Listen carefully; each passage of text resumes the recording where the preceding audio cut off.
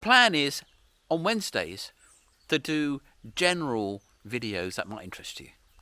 And then on Saturdays, there'll be treasure hunting videos. But not every Saturday, not every Wednesday, just when it comes up. But anyway, this is my first Wednesday, and it's about the history of coinage and inflation. And we're in inflation now, so this is a little bit of a paper on what's happened in the past, and this applies to France, where I do a lot of my treasure hunting. So you can see what happens to the coinage as history rolls through a whole, century of inflation. Meanwhile, thank you very much, everybody, for the coffees. It really, really keeps me going.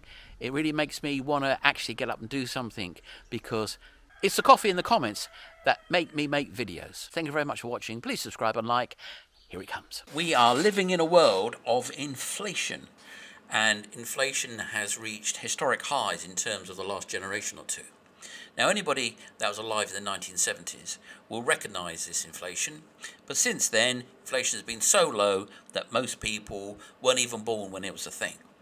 So here's a little history of inflation, and in this case, it's inflation in France, which of course is a first world country and was back then.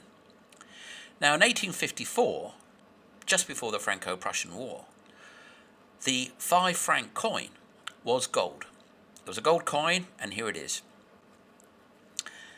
And then, after the Franco-Prussian War, suddenly it wasn't gold anymore, because there'd been a war, there'd been economic devastation, and there'd been inflation.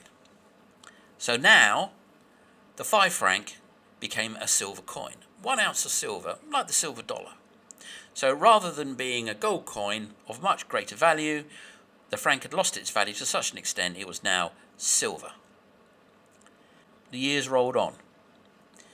And then there was the First World War. And the 5 franc became a nickel coin by 1933. So rather than being silver, an ounce of silver at that, it became a relatively valueless nickel coin of approximately the same size. And then along came the Second World War. And the 5 franc became an aluminium coin. So totally worthless, light, rubbish coin. After the Second World War, again, like after the First World War, economic and social devastation. So suddenly, that 5 franc coin was a 100 franc nickel coin. Same size, same coin, same value.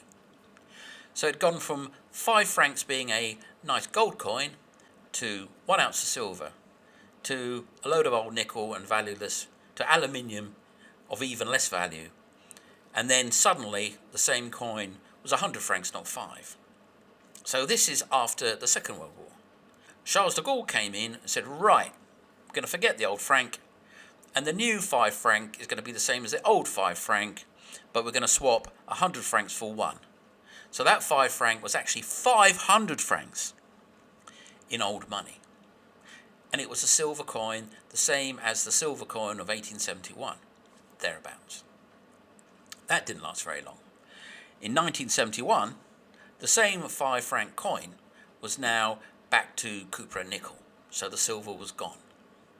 So 1971, it was again a valueless token coin. And that 5 franc, since 1971, turned into the 50 euro cents of today.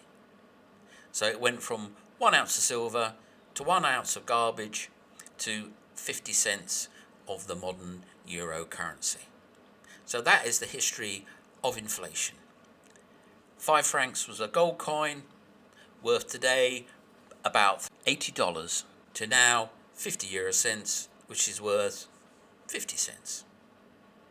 And that's what happens to currencies with inflation. And this is where we are today. So hopefully it's going to end pretty soon, because if not, well, we're going to go through that loop all over again.